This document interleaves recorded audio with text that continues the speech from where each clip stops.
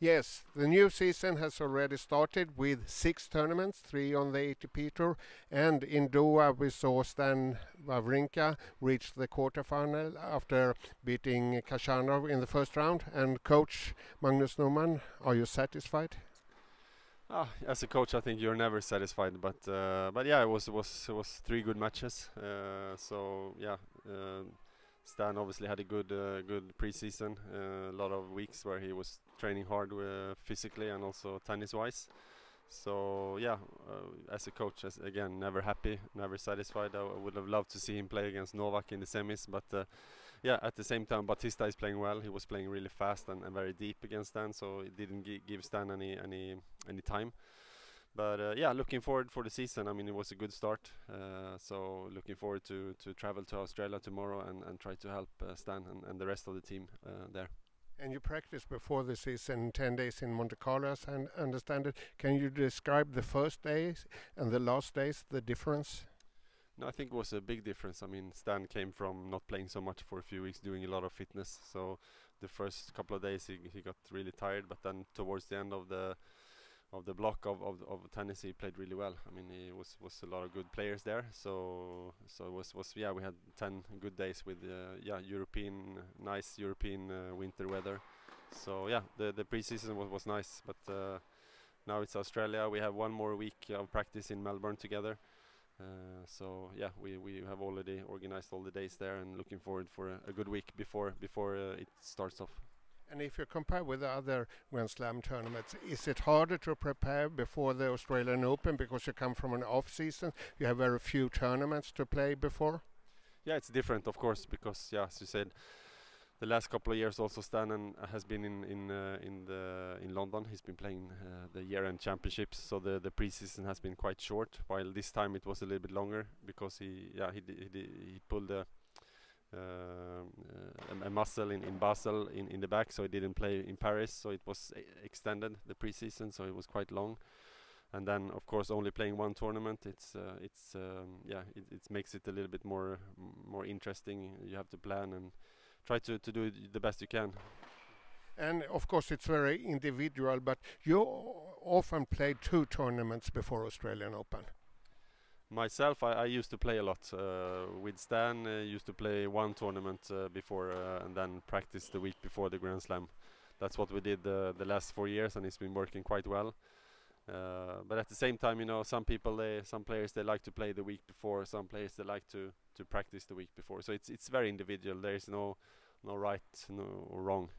I played myself a few Grand Slams where I played good when I didn't play the week before, and I played good also when I played the week before. So it's always individual choice. 2000 you were in the semi-finals in Melbourne, and before that you were in the final in Auckland and the semi-finals in Adelaide. 9 matches. Was it too many matches for you to go the whole distance in Melbourne? Yeah, maybe. I don't think I had the level to go the whole distance, to be honest. But and also maybe in yeah, I played Kafelnikov in the semis, and I think he was too good for me. But at the same time, you know, if you aim to go very deep in the Grand Slam tournaments, and you feel like you have the level to go deep and to compete for the title, then it's of course good to save energy the first week, the week before, to really push maximum towards the end of the second week. So, for example, when Stan played one in US Open, he decided to not play the Olympics. The same year, a lot of players were tired, I think, during US Open in the end of the tournament, while Stan was at his best at the end of the tournament. So it is not no right or wrong, this individual choice, but of course it's very important to plan the year well. Do you think that that was called Freeberg? Do you think that Novak Djokovic will dominate the first half of the season as he did the last part of the season last year? He looks very strong. I mean, he looks very determined. He looks very hungry. He has his whole team back behind him, and yeah, he looks really hungry to keep going. So I see him dominating a little bit the first half of the year, yes, and dominating maybe the whole of this year.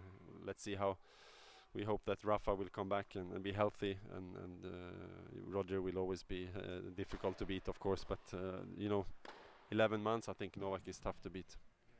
As you said, Nadal hasn't played a match since the semifinals in US Open. Now he withdraw from the first tournament. How big question mark do you think it is about his health?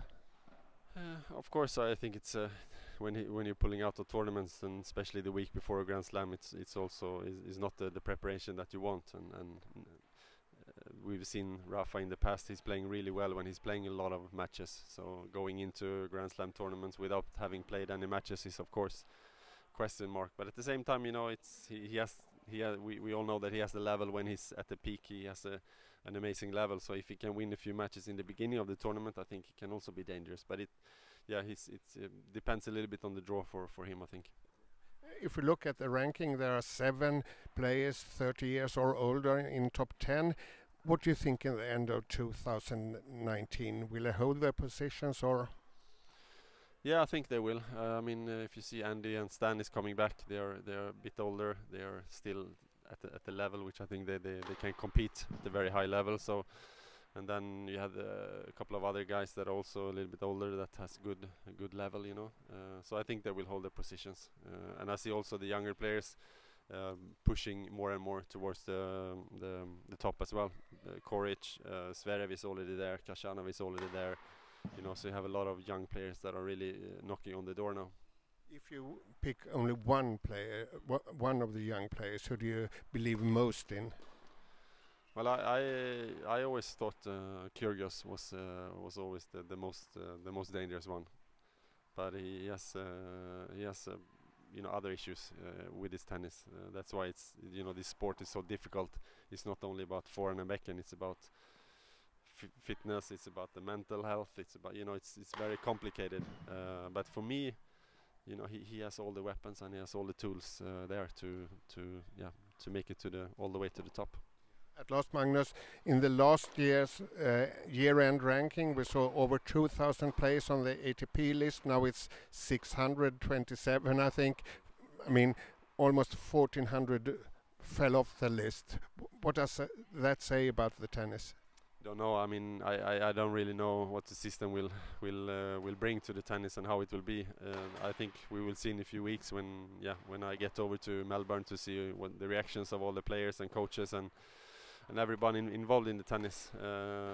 It's too early to say, but the cutoffs. If I look at the cutoffs, it's been very tough, a little bit strange the first week, but time will tell if it's good or bad. Now Niklas Kult is playing behind us, so I think we hide. Yeah. Thank you very much, Magnus, and good luck in Australian Open.